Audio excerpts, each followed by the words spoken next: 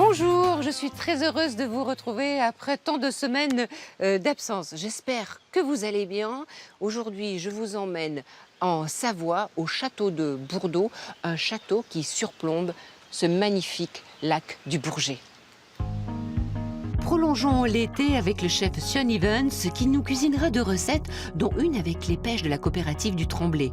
Nous irons à la rencontre de Claire Duc, la responsable de la maison du champignon, puis à Chambéry où un jeune couple de fromagers s'est installé.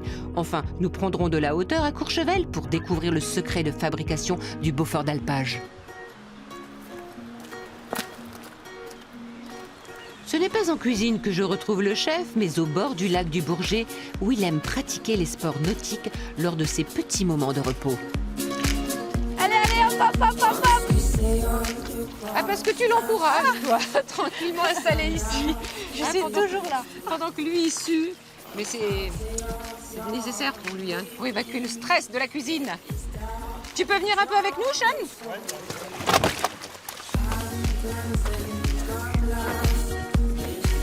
Quelle belle aubaine, Sean, hein, de travailler juste à côté de ce lac quand on aime le sport d'eau.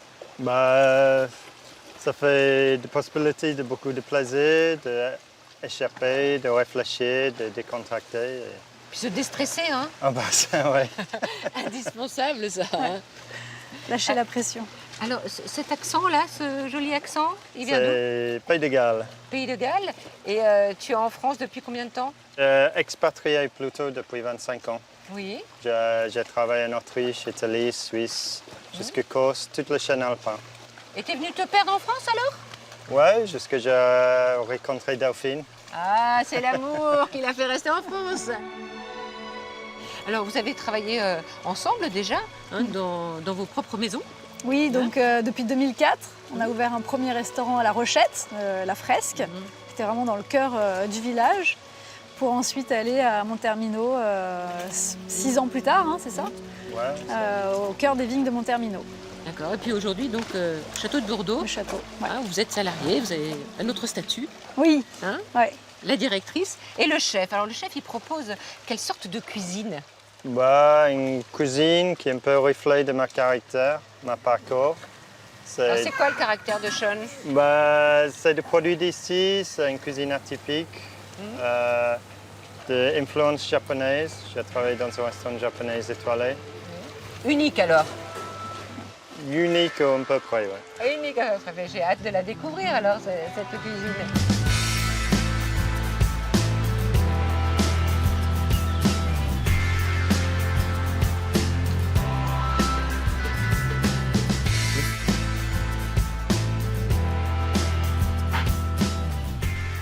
En tout cas, tu te fais plaisir. Ouais, Et tu fais plaisir aux clients.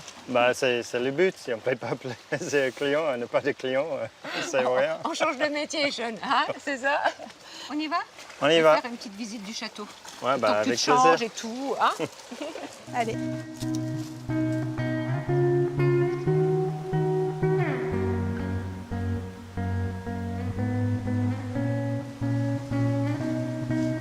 Alors de l'eau et du vin bientôt.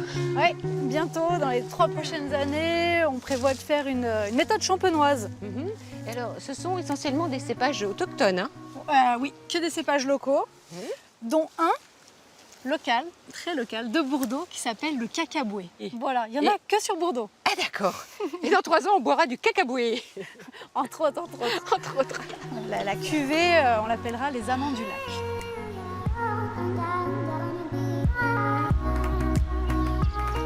Une belle statue taillée dans la masse, là, directement, hein? Oui, donc c'est Patrick Lesage, champion du monde de la sculpture. Il a mis 2 jours à tailler ça. Directement sur des échafaudages. Et ce sont les amants du lac. Les amants du lac.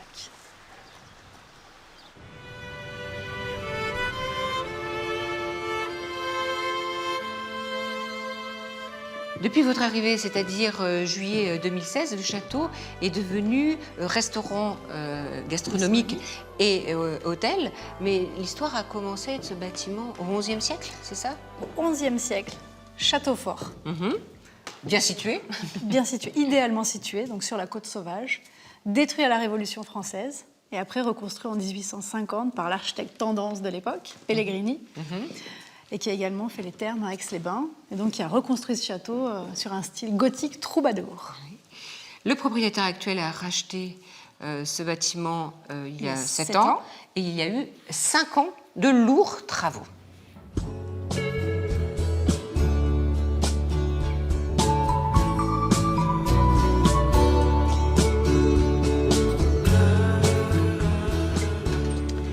Et le restaurant s'appelle le Chaquinage.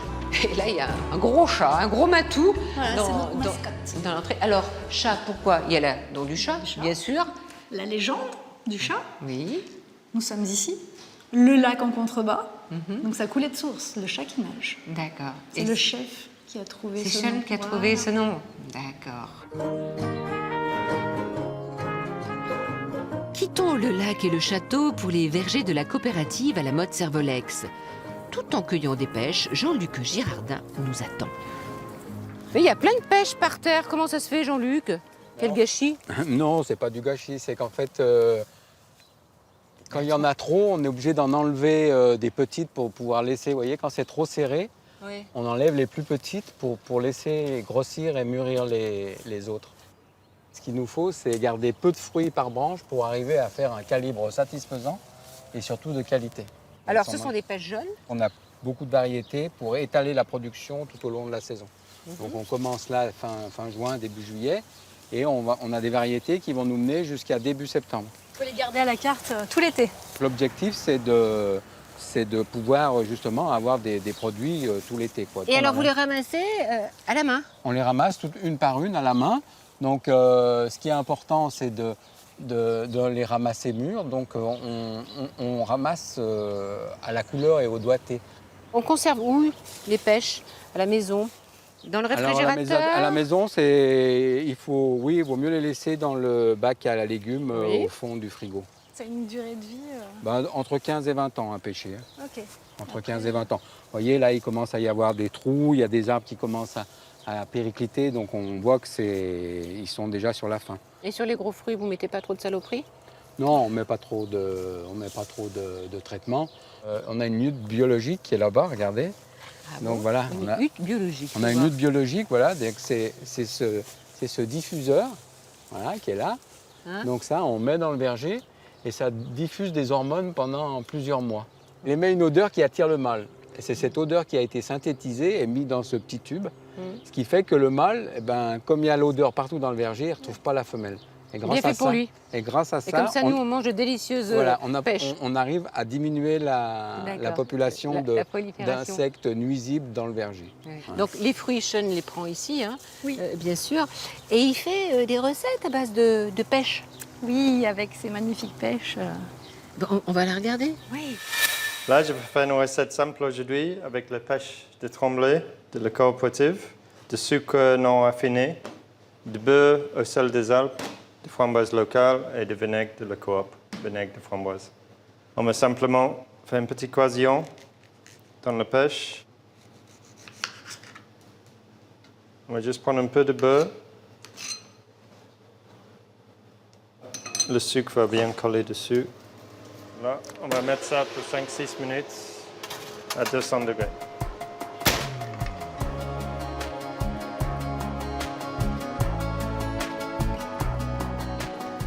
On va juste déglacer avec un tout petit peu de vinaigre de framboise, juste pour relâcher le sucre. Et puis on décore avec les framboises.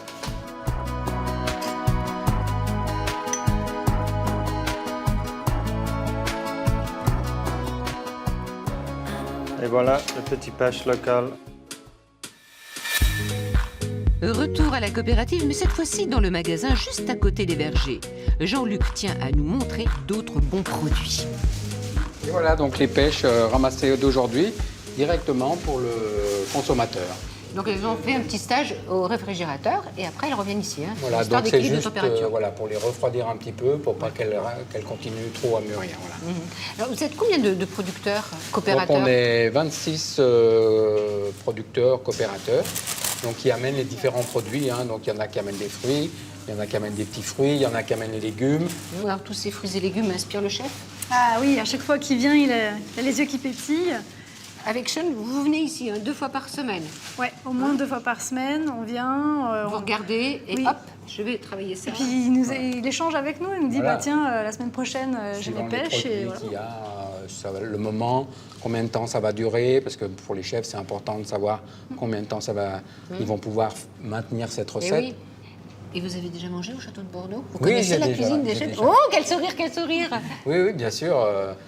On fait un point. Moi, c'est ce qui me plaît dans mon métier, c'est d'aller voir le produit fini. Moi, j'aime bien voir la conception, le verger, et puis ensuite d'aller voir le fruit La transformation. sublimé par les chefs. Alors, on a vu tous les fruits. Il y a aussi ces légumes. Les champignons de Paris. Mais ils sont d'ici, les champignons de Paris? Voilà, les champignons de Paris sont faits aussi ici. Ils sont dans la champignonnière de la Motte Savolex. Oui. Donc, une jeune productrice qui vient de reprendre, la Claire Duc. C'est à 2 pas, alors? C'est sur la Bien même sûr, commune. oui, c'est sur la même commune, c'est juste à côté.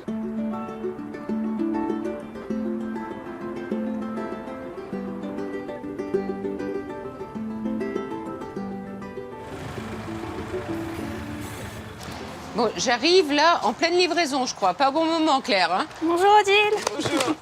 Non, alors là, on n'est pas en livraison. Les cueilleurs viennent de cueillir les champignons et Romain est en train de les remonter en chambre froide. Ouais, et après? Voilà. de la Après, chambre de la froide chambre froide, une fois que Mylène aura les commandes, elle va préparer les commandes.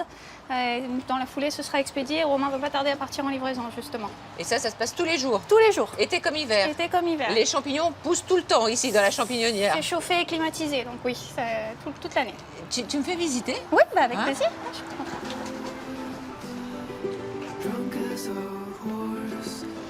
Odile, là, je vais te montrer, c'est les champignons de Paris et justement, ils sont en pleine cueille.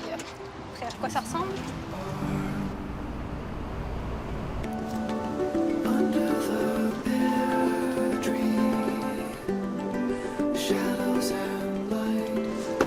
Il fait frais, c'est humide, hein? Ouais. C'est donc combien, 17, Là, 16?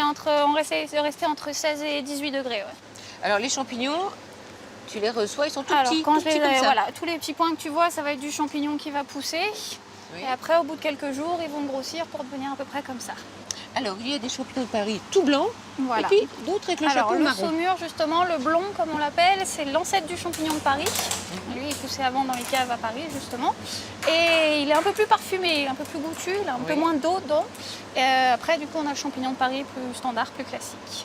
Hélas, je crois qu'il n'y a plus que 18 champignonnières en France. ça. Hein, c'est la concurrence des pays de l'Est. Hein, Ouais. Donc, il faudrait dire Et, aux que du consommateurs prix, et aux restaurateurs Manger du achetez champignon français. français. Regardez bien, lisez bien les étiquettes. Alors, champignons de Paris, mais il y a aussi des pleurotes. Voilà, on a aussi les pleurotes, donc pleurotes gris en hiver et pleurotes jaunes en été parce qu'ils supportent mieux la chaleur.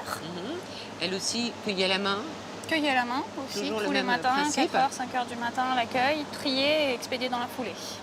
Sean m'a dit, ramène-moi des champignons, des shiitake. Les shiitake, voilà, alors shiitake ça se gère dans une salle complètement différente, mais je peux te montrer, on peut aller voir Oui, si tu on veux. va aller voir.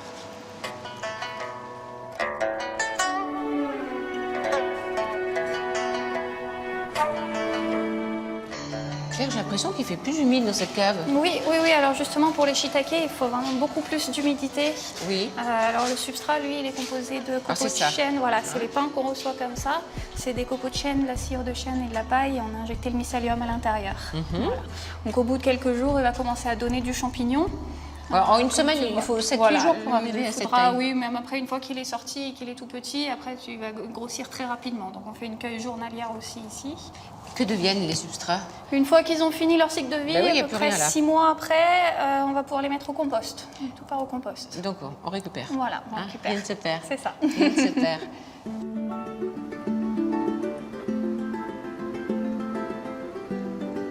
Une petite brochette toute simple. Toute simple, voilà. Après, comme on dit, le champignon de Paris n'a que des amis, donc il peut se marier avec beaucoup de Avec du choses. saumon aussi. Voilà, tout simplement. Et là, Là, c'est juste du champignon, voilà, un filet de citron, sel et poivre.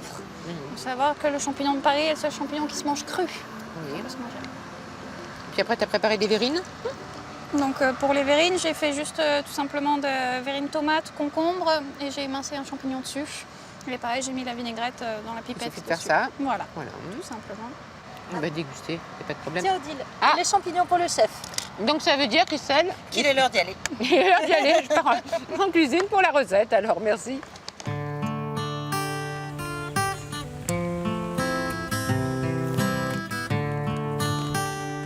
pour la recette aujourd'hui, de lard fumé, de sauce Worcester, de kombu, une herbe japonaise, des champignons, ciboulette, fromage blanc, chapelure, les escargots et une petite pâte au sarrasin. Et maintenant pour le bouillon, le lard fumé, je vais couper en petits dés.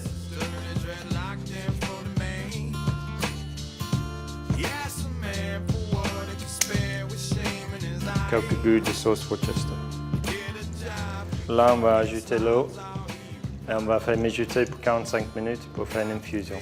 Pendant le bouillon mijote, on va émincer les escargots.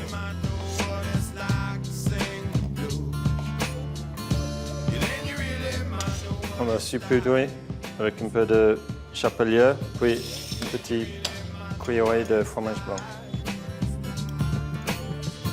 Et maintenant, je vais laminer la pâte que j'ai préparée ce matin. Un petit dernier cran et on va commencer par le ravioli. On va juste coller avec un tout petit peu d'eau.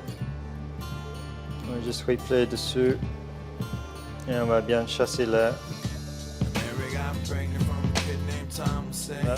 On va juste mettre une ébullition de ravioli.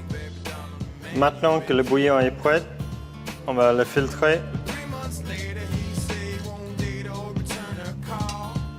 Maintenant, on va émincer les champignons pour commencer à pocher avec quelques lamelles d'oignons fraîches. Là, j'ai mon bouillon, j'ai mes ravioles. Il est juste de dresser l'assiette.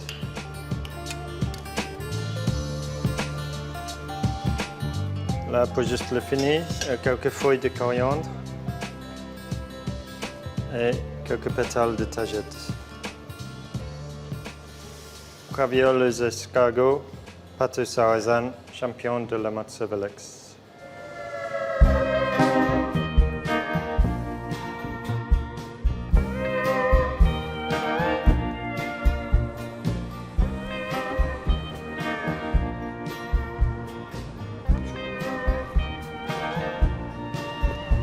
À 15 minutes du château, me voici au centre historique de Chambéry où m'attend un jeune couple de fromagers installé ici il y a tout juste 2 ans.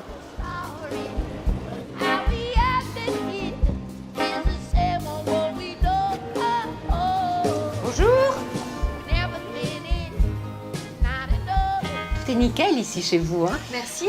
Alors tous les deux, c'est une reconversion professionnelle. Tout à fait. On était dans la restauration avant sur Paris, là où on s'est rencontrés d'ailleurs. Et déjà passionnés de fromage, on proposait un beau plateau de fromage au restaurant où on travaillait.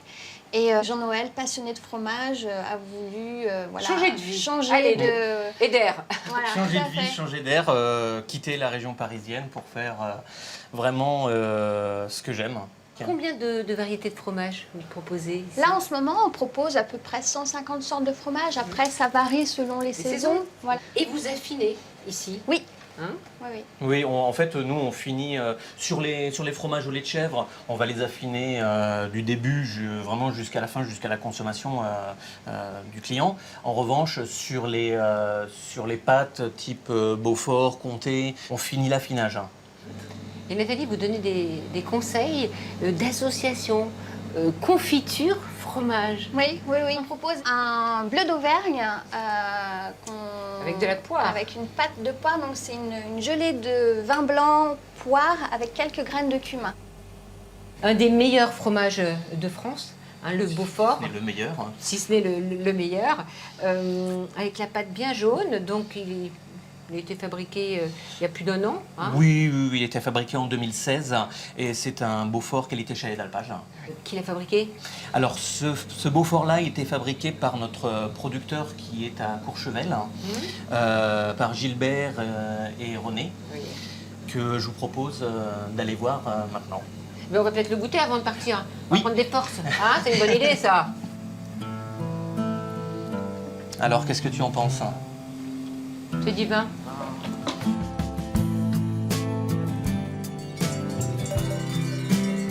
Là on est à 1800 mètres d'altitude. Oui. Et donc on va aller voir Gilbert. Mais pour l'instant, on entend ces vaches. Pour l'instant, Hein? on entend ces vaches.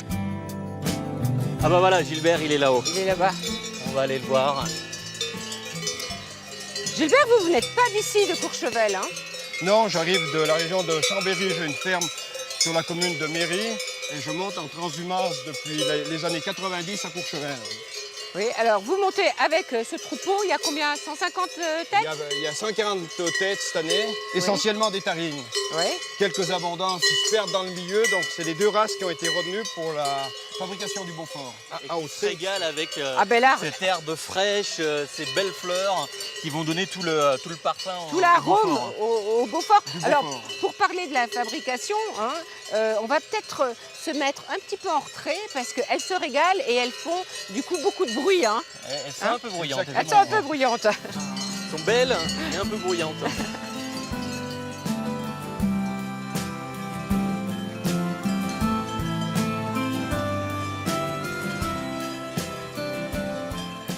Gilbert, pour faire un beau Beaufort de chalet d'alpage, c'est tout le savoir-faire du fromager. Hein. Du fromager, exactement. Bon, prenez qui lui a appris.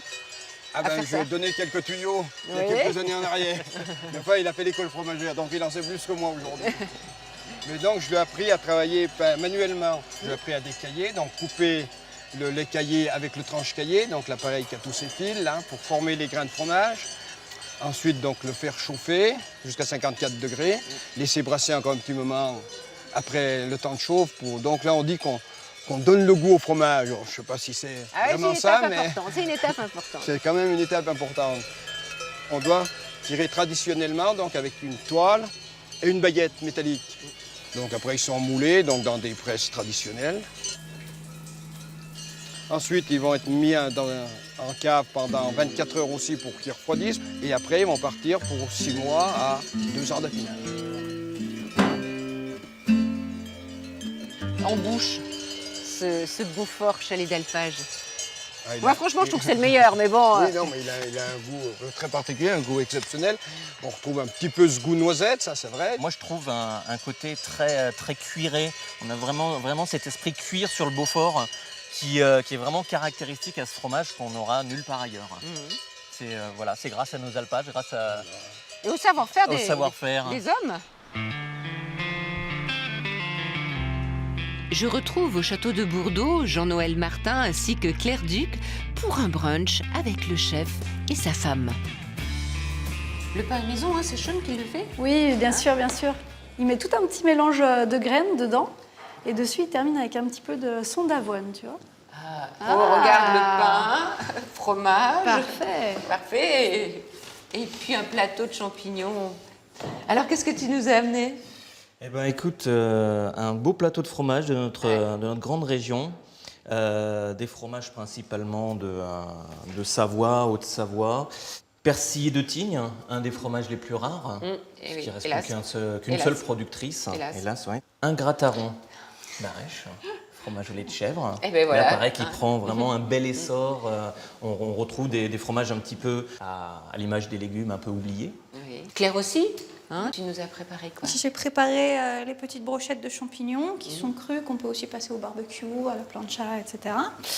J'ai amené les verrines, tomates, concombres et champignons de Paris. Et très sain en plus. Hein. Ah oui, mais c'est simple, regarde, juste Ça, une c'est petite juste vinaigrette. idéal. Hein. Mais bien sûr. Sean, il y a des bons produits en France et en Savoie. Ben ouais. C'est pour ça que tu es ici et que tu restes. Hein. Il n'y a pas que ton amoureuse qui Une te tient de la ici. raison, oui. Hein, c'est aussi une des raisons.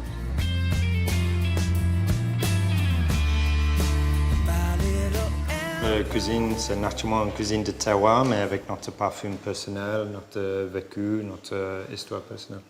Et ici avec un petit accent. Mais merci, Sean. Merci, Delphine.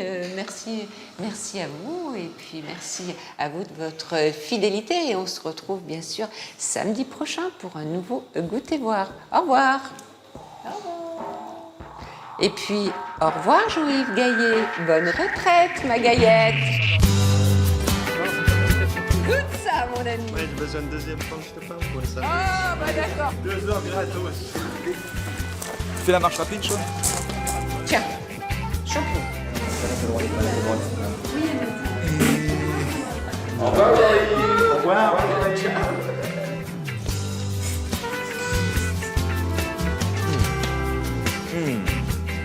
Bravo chef.